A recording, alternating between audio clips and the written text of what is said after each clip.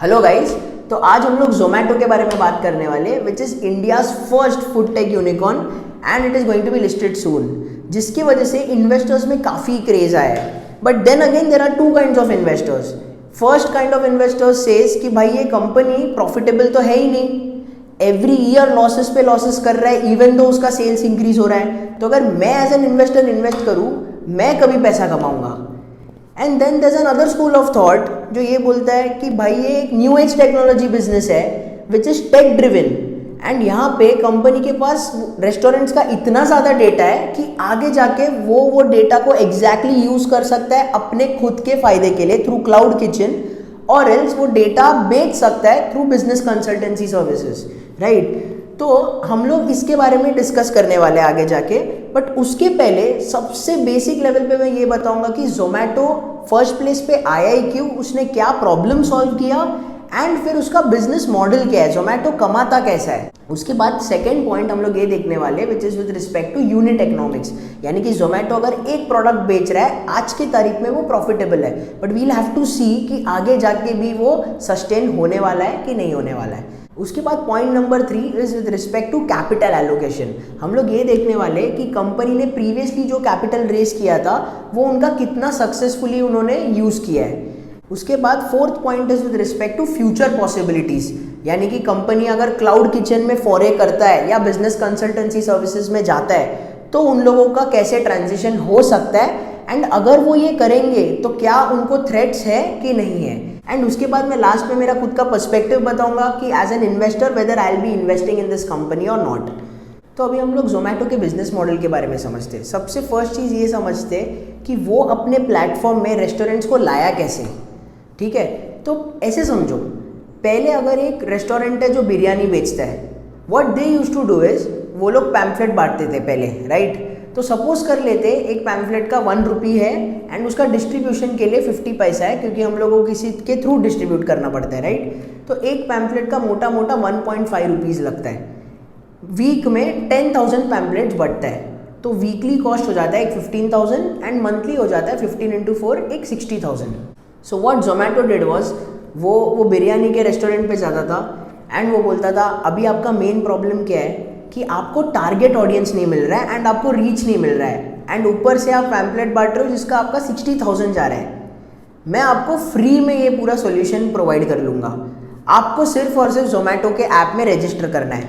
हमारे पास already customers है जो ऑलरेडी सर्च करते बिरयानी के लिए, तो आपका रेस्टोरेंट का अगर मेन्यू हमारे पास में आ जाएगा तो ऑटोमेटिकली कस्टमर्स जो हमारे हैं वो आपसे बिरयानी खरीद लेंगे। तो बिरयानी के रेस्टोरेंट को तो अच्छा ही लगता था, उनको लगता था हम लोगों को कुछ अपफ्रंट पे भी नहीं करना है एंड ऑटोमेटिकली हम लोगों का ऑर्डर्स भी ये ऐप के थ्रू बिक जाएगा, राइट। उनका एक ही था कि हमारे ऐप के थ्रू जितना भी बिक रहा है यू विल हैव टू पे अराउंड 20% कमीशंस।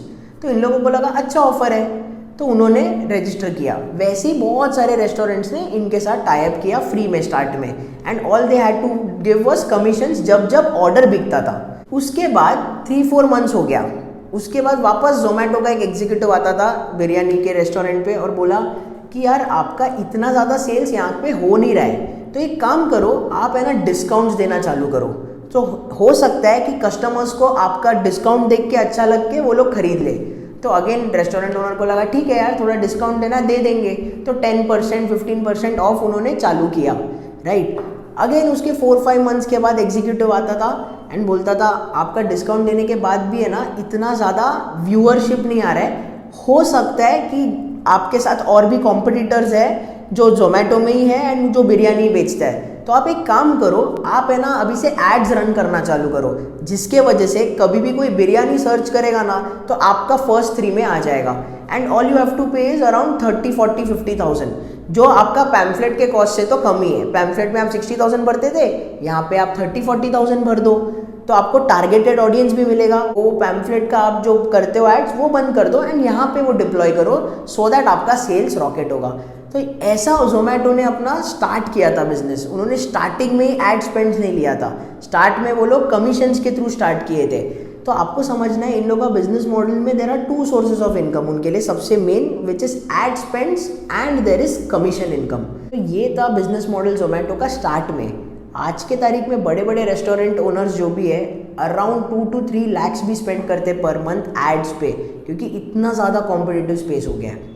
एंड जोमेटो आज की तारीख में क्या बोलता है अपने रेस्टोरेंट ओनर्स को कि भाई तुम अपने मेन बिजनेस में ही फोकस करो, विच इज़ फूड प्रिपरेशन, बाकी हर एक चीज़ हम लोग ऑलमोस्ट संभाल लेंगे। तो फॉर एग्जांपल बिजनेस सपोर्ट हम लोग संभाल लेंगे, आपका पैकेजिंग नीड्स जो भी रहेगा आपको जाके पैकेजिंग करने की ज़रूरत नहीं, हम लोग ही संभाल लेंगे। ऑब्वियसली वो लोग चार्ज करेंगे बट पैकेजिंग नीड्स भी वो लोग संभाल लेंगे।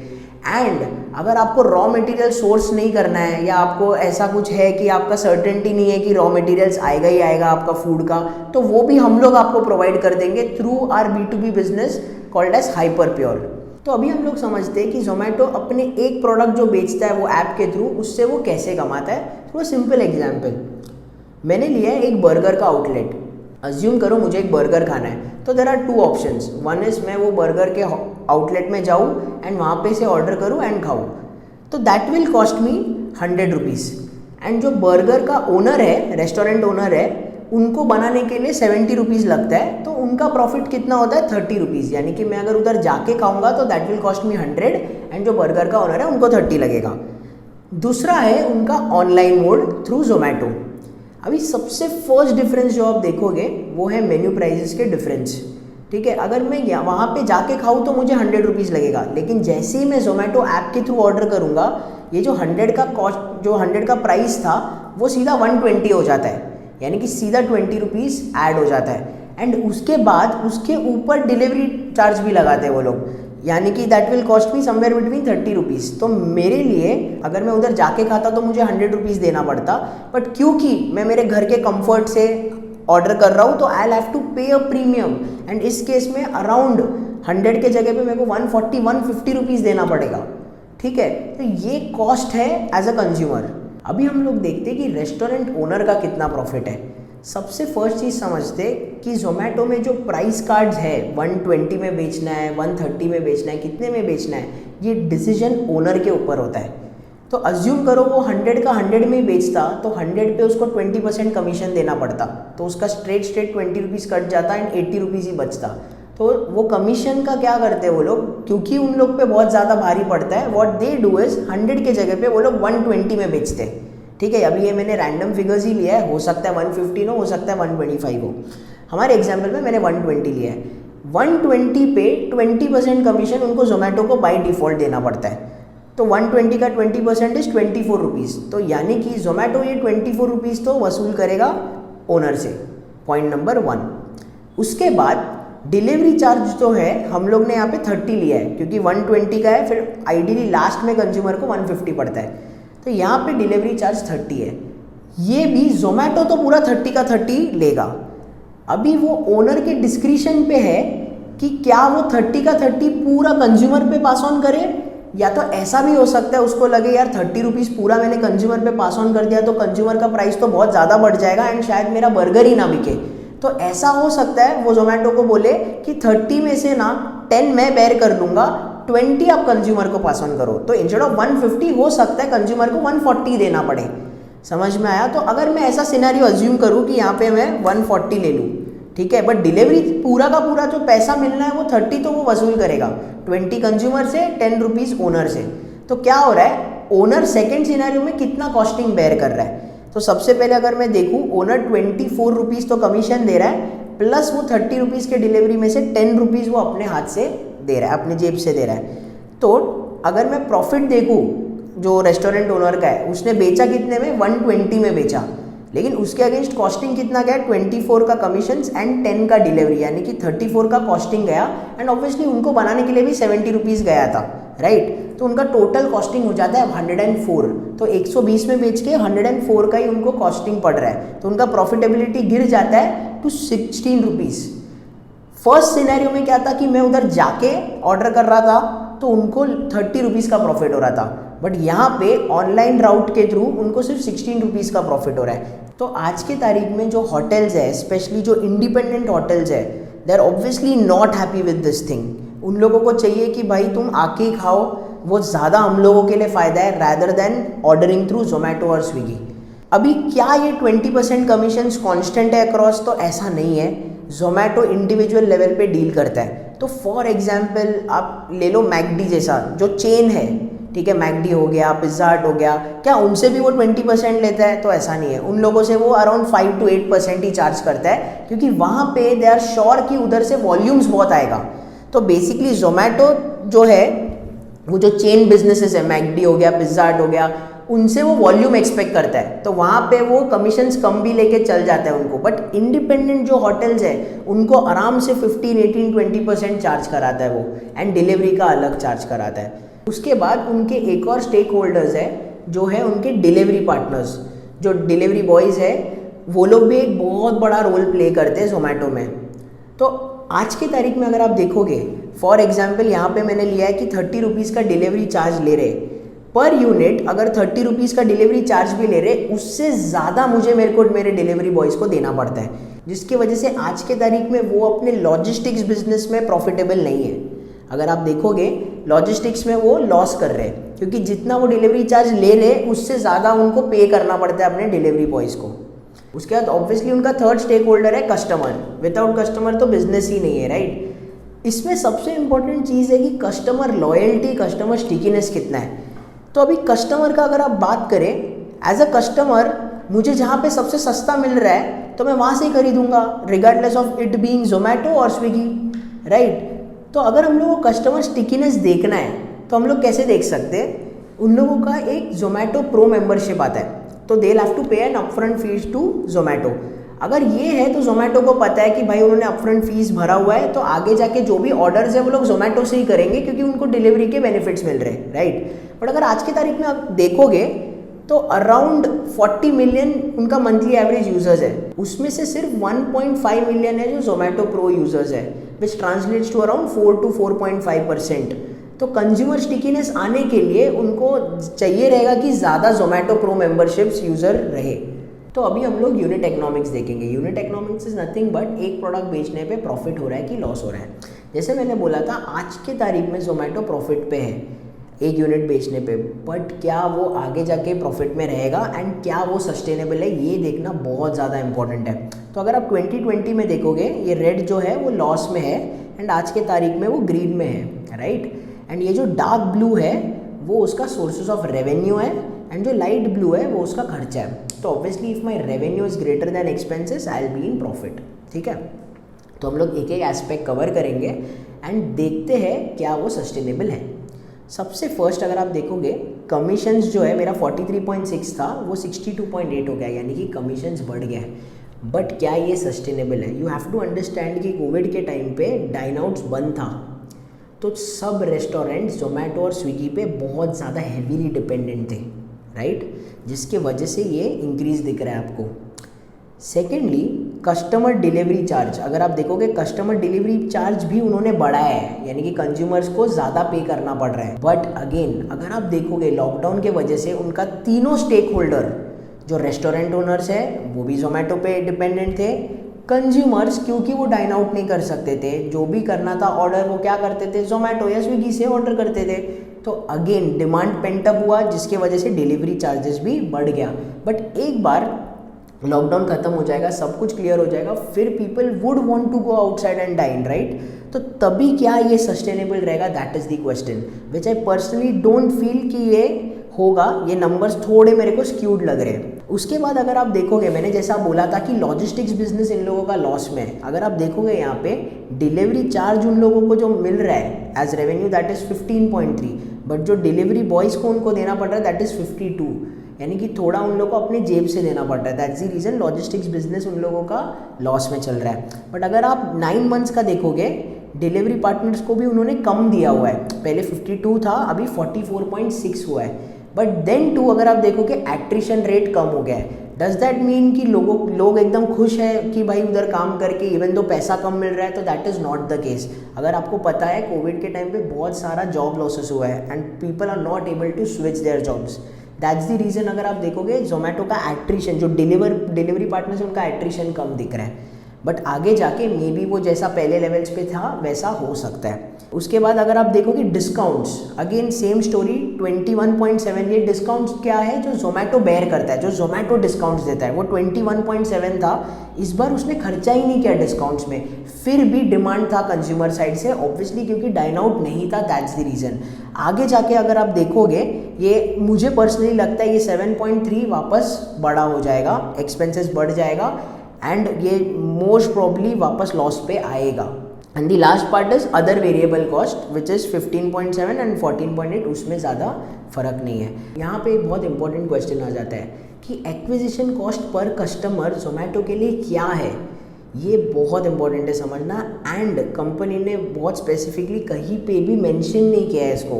एंड अगर आप ध्यान से देखोगे, उनको एवरी ईयर डिस्काउंट्स देना पड़ रहा है ताकि कस्टमर्स रिटेन करें, एंड ये एक थोड़ा प्रॉब्लमेटिक सिचुएशन है। That's the reason they are trying कि जोमेटो प्रो में बहुत सारे कस्टमर्स आ जाए सो दैट कंज्यूमर स्टिकीनेस बढ़े। बाद हम लोग उसके थोड़े कैपिटल एलोकेशन डिसीजंस के बारे में बात करेंगे। तो अगर आपको पता है जोमेटो सिर्फ इंडिया में ऑपरेट नहीं करता था, it use to operate in 23 different countries apart from India, and वो कंट्रीज़ में भी वो लॉस करता था। तो बट अभी जब IPO आ रहा है, उन्होंने अपने रेड हेरिंग प्रोस्पेक्टस में बोला है कि Zomato will be focusing on the Indian business. अभी प्रॉब्लम ये है कि इसके पहले भी उन्होंने जब फंडिंग लिया है, उन्होंने वो 23 डिफरेंट कंट्रीज़ में ऑपरेशंस डालने के लिए भी पैसा यूज़ किया रहेगा, एंड वो सब लॉस मेकिंग है। तो प्रॉब्लम ये है कि इक्विटी डाइल्यूशन तो उनका हुआ ही है, तो कैपिटल एलोकेशन में they are not the best capital allocators there is. And also to cite you one of the other examples, उन लोगों का वो एक्विजिशंस ऑब्वियसली करते हैं। तो one of its acquisition for example tungsten करके था, जो बेसिकली एम्प्लॉयज़ जो काम करते हैं ऑफिस में, उन लोग डेली वही सेम खाना खाएंगे वहाँ से, तो वो बोर हो जाते थे। दैट्स द रीज़न टंगस्टन करके एक कंपनी आया and they acquired tungsten at a premium, जो बेसिकली एम्प्लॉयज़ को डिफरेंट टाइप के खाना प्रोवाइड करता था एंड केटरिंग सर्विसेज देता था। अभी प्रॉब्लम ये हो गया, अगेन जोमेटो ने वो कंपनी को प्रीमियम पे एक्वायर किया, एंड अभी ऑब्वियसली वो बिज़नेस इतना चल नहीं रहा है, तो वो जो प्रीमियम अमाउंट है, गुडविल अमाउंट है, वो पूरा उन्होंने राइट ऑफ कर दिया। यानी कि अराउंड 115 करोड़ उनका स्ट्रेट इम्पेयर हो गया, जो उन्होंने पहले टंगस्टन को दिया है। तो ideally that is a negative point. उसके बाद हम लोग देखते हैं कि इनके कोर बिजनेस के अलावा और क्या क्या फ्यूचर पॉसिबिलिटीज़ है जहाँ पे वो पिवट कर सकते हैं। तो ऐसा 2 एरियाज़ है, वन इज़ उनका cloud kitchen and other one is उनका बिजनेस कंसल्टिंग सर्विसेज। तो सबसे पहले समझते हैं cloud kitchen as a concept क्या है। तो क्लाउड किचन एकदम सिंपल लैंग्वेज में ऐसा है कि अगर मेरे को बाहर जाके खाना है वो पॉसिबल नहीं है, अगर सिर्फ आपको ऑर्डर करना है तो पॉसिबल है। तो cloud kitchen as a concept कैसे वर्क करता है, इस आप एक जगह लेते हो एंड वहाँ पे आप 3 से 4 रेस्टोरेंट्स लगाते हो, ठीक है, एंड वो सिर्फ और सिर्फ डिलीवरी के लिए अवेलेबल है। तो एक किचन जो रहेगा वो मे बी बिरयानी के लिए रहेगा, एक चाइनीज़ के लिए रहेगा, एक पंजाबी के लिए रहेगा, वैसे। जिसकी वजह से क्या होता है, डाइनिंग का ज़रूरत ही नहीं है, तो उतना हम लोग स्पेस बचा लेते हैं, जिसकी वजह से ओवरहेड कॉस्टिंग, रेंटल्स, ये सब हम लोग का बच जाएगा एंड आइडियली प्रॉफिटेबिलिटी बढ़ता है। बट अगेन प्रॉफिटेबिलिटी तब बढ़ता है जब उतना डिमांड रहता है, ठीक है, डिलीवरी का, तभी वो प्रॉफिट होता है। तो जोमेटो ये वाले लाइन ऑफ बिजनेस में ऑलरेडी है, बट इसको लेके भी थोड़ा इशू हुआ है पहले। फॉर एग्जाम्पल एक बिरयानी रेस्टोरेंट है, सपोज कर लेते महाराजा बिरयानी, इन्होंने टाइप किया है जोमेटो के साथ। तो जोमेटो क्या बोलता है कि पूरा इंफ्रास्ट्रक्चर, आपका डिलीवरी एंड रॉ मटेरियल्स भी हाइपर प्योर के थ्रू सब कुछ मैं संभाल लूँगा, all you have to do is prepare your food, and जो डिमांड आएगा वो हम लोग देख लेंगे कि कैसे लाना है। तो फॉर एग्जाम्पल एड स्पेंड्स अगर 1 लाख लेता है वो बाकी लोगों से, क्योंकि क्लाउड किचन में टाइप किया है, मे बी उनको 50,000 में कराएगा। बट एक चीज़ बोलता है वो कि जो भी ऑर्डर्स होगा वो एक्सक्लूसिवली जोमेटो के साथ जाएगा, यानी कि एक्सक्लूसिविटी राइट्स वो लेता है वो वाले रेस्टोरेंट से। बट क्या हो गया था कि क्योंकि उन्होंने इतना ज़्यादा डिस्काउंट्स दिया नहीं था कस्टमर को, उतना ज़्यादा डिमांड आया ही नहीं, जिसकी वजह से जोमेटो को भी लॉसेस हो रहा था, प्लस ये जो रेस्टोरेंट है उनको भी एकदम अच्छा ज़्यादा प्रॉफिट्स नहीं हो रहा था, जिसके वजह से ये एक्सक्लूसिविटी राइट्स टूटा उनका, एंड वो लोग स्विगी के थ्रू भी ऑर्डर करने लगे। तो ये उन लोग के लिए एक नेगेटिव हुआ। बट लेट्स सी कि आगे वो कैसे यूज़ करने वाले ये लाइन ऑफ बिजनेस को। एंड एक और जो वो कर सकते, that is business consulting services.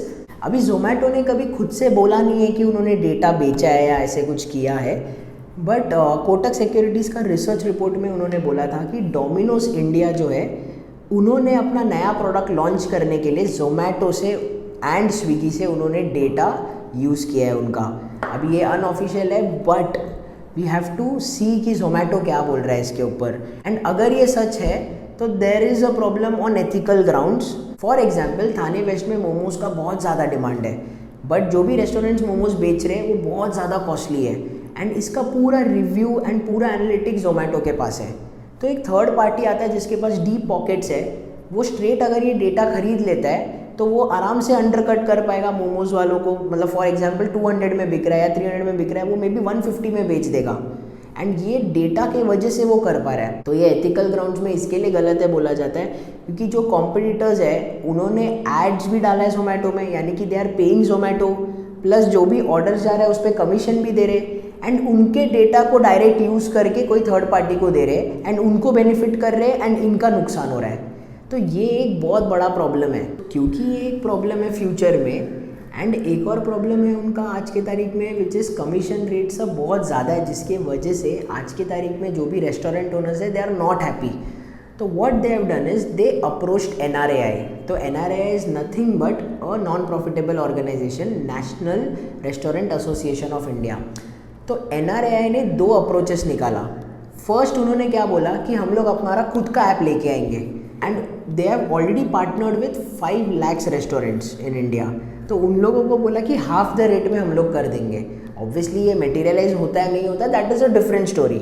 And secondly जो NRAI ने किया है वो ये किया है कि वो लोग ने सीधा कंपटीशन कमीशन ऑफ इंडिया के पास गए और उन्होंने बोला है कि ये जो है कमीशंस रेट्स है इसको प्लीज़ रेगुलेट करो, जिसके वजह से होटल वाले भी खुश होने चाहिए। ऐसा नहीं है कि, क्योंकि अभी आप देखोगे काफ़ी सारे होटल्स वाइप आउट हो चुके हैं एंड बहुत लोगों का प्रॉफिटेबिलिटी इफेक्ट हो चुका है, and they are dependent on Zomato right now. तो वो उसका कुछ अगर रेगुलेशन आएगा तो बेटर है। अभी एक चीज़ जो स्पेक्यूलेट कर रहे हैं मार्केट्स में वो ये भी है कि आगे जाके जोमेटो और स्विगी का मर्जर होगा, क्योंकि अगर आप देखोगे जोमेटो का बैकिंग अलीबाबा से है एंड स्विगी का बैकिंग है टेंसेंट से। तो सिमिलरली 2015-16 में चाइना में भी ये हुआ था, जो उनका टैक्सी एग्रीगेटर बिजनेस है उसमें से एक का बैकिंग था अलीबाबा का, दूसरा बैकिंग था टेंसेंट का। ऑब्वियसली उन लोगों का मर्जर हुआ है, तो ये भी स्पेकुलेशंस है कि आगे जाके मर्जर होगा। बट हैविंग सेड दैट, अगर मर्जर होता है वापस कंपटीशन कमीशन ऑफ इंडिया को आना पड़ेगा, क्योंकि मोनोपोली तो हो नहीं सकता। अगेन इसमें भी थ्रेट है कि अमेज़ॉन भी इसमें आ चुका है, तो अमेज़ॉन ने भी बैंगलोर में ये बिज़नेस स्टार्ट कर दिया है, तो अगेन उनका भी काफ़ी ज़्यादा डीप पॉकेट्स है। तो वी हैव टू सी कि कब तक ये कैश बर्न का चलता रहेगा। So now coming to the valuation part of it, तो अभी इसको कैसे वैल्यू कर सकते हैं, क्योंकि ये प्रॉफिटेबल तो है नहीं। तो सबसे ईजीएस्ट वे देखने के लिए कि प्राइस टू सेल्स क्या है। अगेन ये सिर्फ वन ऑफ द मेट्रिक्स है पूरे वैल्यूएशन स्कीम ऑफ थिंग्स में, ऐसा नहीं है कि ये सिर्फ PS रेशियो के थ्रू हम लोग वैल्यू करते हैं। हैविंग सेड दैट, अभी मैं एक ग्लोबल प्लेयर ले सकता हूँ, तो मैं जो डिसाइड किया ग्लोबल प्लेयर लेना, that is Meituan, which is a Chinese company, online delivery करता है and one of its business is food delivery. ठीक है, अगेन वो Meituan is already listed entity in China. Again पूरा एंटिटी एज अ होल देखोगे तो loss making है, but उनका जो फूड डिलीवरी है that is profit making. And वैसा कंपनी जिसका food business is profit making is trading at somewhere between 10 to 12 times price to sales. हमारा company on the other hand, उसका food delivery business I don't think next 1-2 years में profit कमा पाएगा। ठीक है, क्योंकि एंड उसके पहले भी काफ़ी सारा लॉसेस किया है उन्होंने, तो वो भी तो रिकूप करना है आगे जाके। तो आई डोंट थिंक 1-2 ईयर्स में तो होने वाला है। एंड डिस्पाइट दैट उन लोगों का जो प्राइस टू सेल्स है आज के तारीख पे जिस पे वैल्यू किया है is around 18 times, which I think is quite a bit over valued. And secondly the most important thing is management ने अपना रेड हेरिंग प्रॉस्पेक्टस में रोड टू प्रॉफिटेबिलिटी दिया नहीं है। तो जो भी अभी मैंने भी बोला है या कोई और भी बोल रहा है, सब कुछ एक तरीके का हमारा अजम्पशन है, there is no certainty. Secondly, अगर मैं इन्वेस्ट भी करना चाहूँगा वो कंपनी में, I would want to see कि ये कंपनी टर्न अराउंड कर रहा है। जब वो टर्न अराउंड कर रहा है तभी भी आप डालोगे तो आपको एक लेवल ऑफ सर्टेनिटी आएगा। आज के तारीख में हम लोग सब एक सॉर्ट ऑफ स्पेक्यूलेटिव कर रहे हैं कि ये जो 9,000 करोड़ आने वाला है उससे वो लोग कहाँ पे कैपिटल एलोकेट करने वाले, कौन से पार्ट ऑफ बिजनेस में वो लोग एलोकेट करने वाले। तो आज के तारीख में जो उनका रिवॉर्ड टू रिस्क रेशियो है वो काफ़ी कम है। is what my reckoning is. So guys, if you found this video to be helpful, do give it a like and also share it with your friends. And also if you've got any doubts, do write it on the comment section below. I'll be more than happy to revert back.